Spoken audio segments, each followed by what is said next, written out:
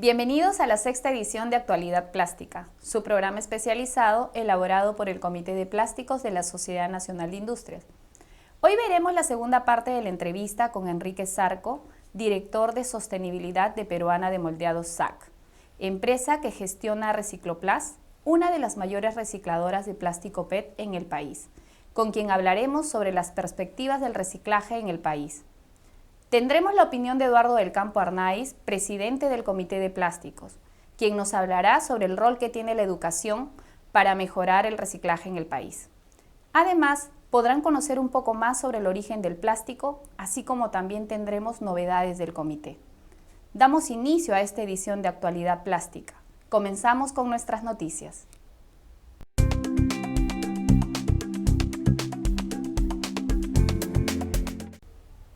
El pasado 15 de mayo, el Comité Técnico de Normalización de Tubos, Válvulas, Conexiones y Accesorios de Material Plástico cumplió 27 años de existencia, habiendo producido a lo largo de estos años normas técnicas que se usan en este segmento de la industria plástica. El Comité de Plásticos realizó el seminario Criterios Técnicos y Legales de Bolsas de Plástico Biodegradables según Decreto Supremo 025-2021, en el cual se vieron qué requisitos técnicos y de etiquetado deben cumplir las bolsas de plástico biodegradables. Igualmente, el comité realizó el seminario Aditivos para la industria plástica, en el que se destacó el valor agregado que aportan los distintos aditivos a la industria plástica.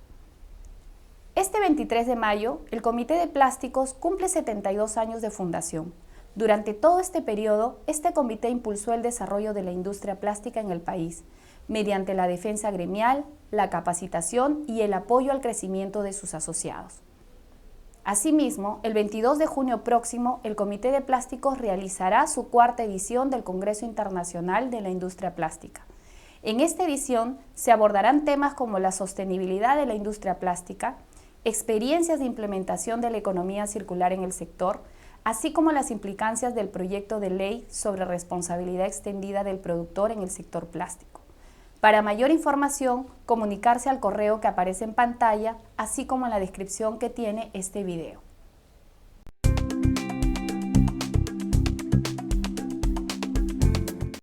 En nuestra edición anterior, Enrique Zarco, director de Sostenibilidad de Peruana de Moldeados SAC, nos habló sobre la situación del mercado de reciclaje en el Perú, el impulso a las cadenas formales que están realizando las empresas plásticas, entre otros temas.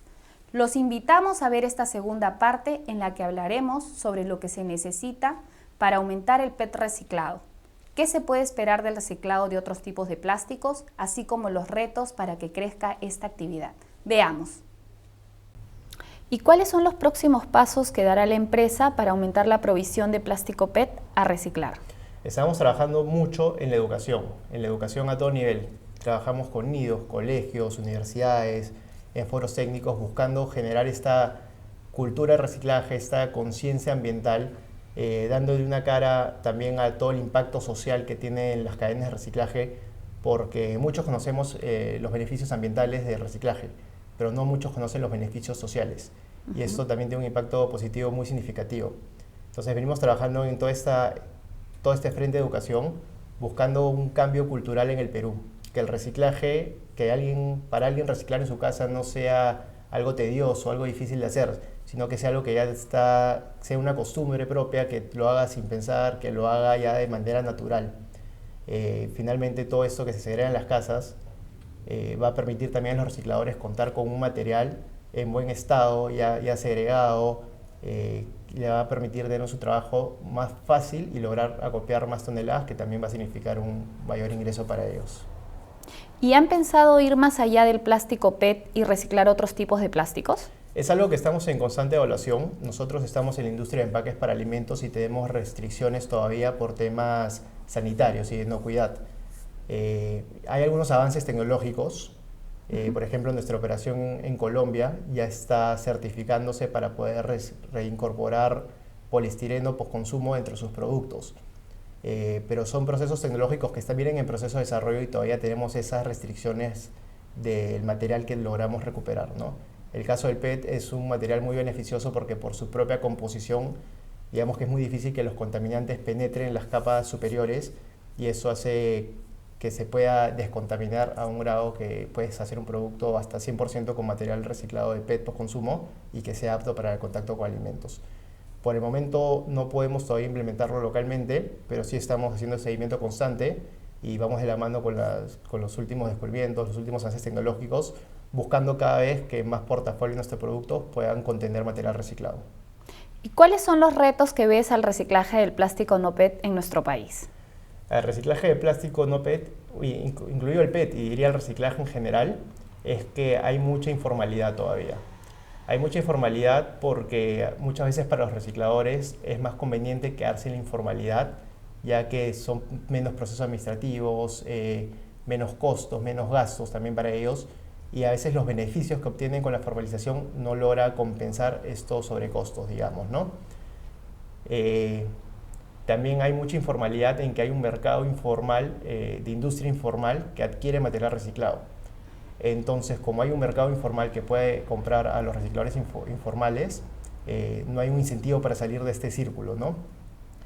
Eso se tiene que trabajar de la mano desde el Estado, las municipalidades, creando políticas públicas que faciliten esta reconversión a la formalidad y acompañado nuevamente con una política de educación, porque nosotros venimos trabajando en esto, pero como somos una empresa tenemos un alcance muy limitado y eso tiene que ser algo generalizado en toda la población, llegar a educar a toda la población de todas las edades, de todo el Perú, para que también se superen estas brechas. Gracias, Enrique, por tu participación en Actualidad Plástica y por ayudarnos a conocer un poco del panorama del reciclaje en el país. Muchas gracias a ustedes, Marilyn. Hasta luego.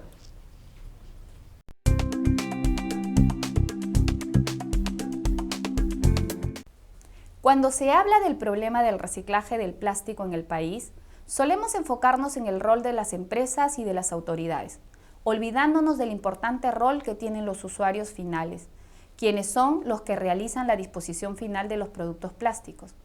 Educar a la población es un reto postergado, pero que se hace urgente de cara a la adopción de la economía circular, como nos explica Eduardo del Campo Arnaiz, presidente del Comité de Plásticos, en su espacio de opinión.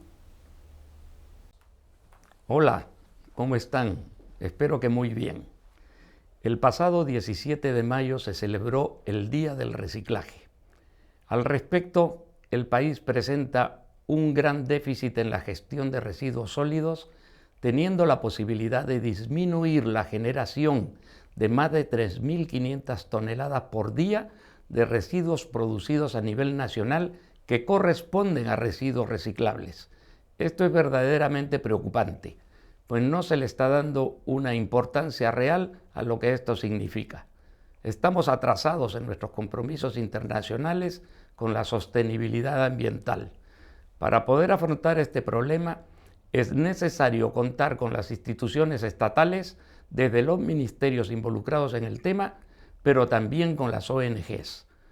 Las actividades que promueven el reciclaje, así como los programas y estrategias utilizadas, no han sido suficientes como para que la población tome conciencia. Se intentó mitigar el impacto a través de la limitación en la utilización de las bolsas de plástico, pero igual seguimos viendo el mismo tipo de contaminación, dado que las personas no están poniendo de su parte en cuanto a reducir la contaminación de todo tipo. Se necesita que todas las instituciones educativas contribuyan con la implementación de programas de reciclaje a todo nivel, con el fin de generar una cultura sobre reciclaje desde niños, pasando luego hacia una cultura de economía circular. La economía circular es compartir, reutilizar, reparar, renovar y reciclar materiales y productos todas las veces que sea necesario, dando a su vez a las materias primas originales un valor agregado, es decir, valorizándolas. De esa forma el ciclo de vida de los materiales se extiende. Una de las principales razones para avanzar en este camino es el aumento de la demanda de materias primas y la escasez de recursos.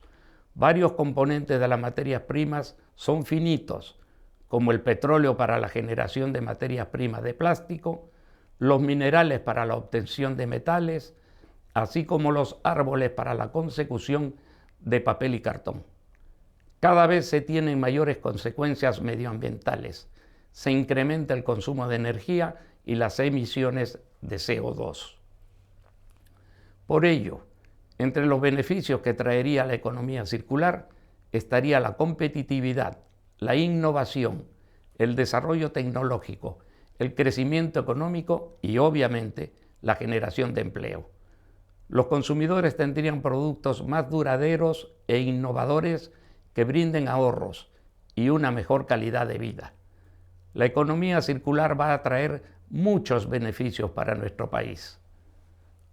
Por nuestra parte, estamos comprometidos con el desarrollo sostenible, promoviendo campañas para una mejora de procesos y reformas que hagan que nuestra primera línea, que son los recicladores, tengan mayores incentivos para incrementar el reciclaje en nuestro medio ambiente. No podemos permitirnos perder un instante en esta actividad. Tenemos que acelerar el paso y hacer que las entidades gubernamentales responsables de esta actividad también lo hagan y se coloquen a la altura de las circunstancias. Gracias. Gracias, señor del Campo. Ya volvemos con un interesante informe.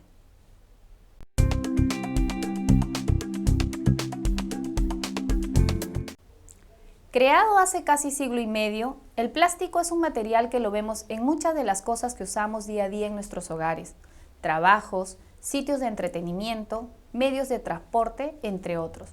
Este noble material ha permitido el avance de la humanidad, pues ha mejorado nuestra calidad de vida de muchas maneras, siendo una tarea pendiente la de realizar una mejor disposición final del mismo para reducir su impacto ambiental.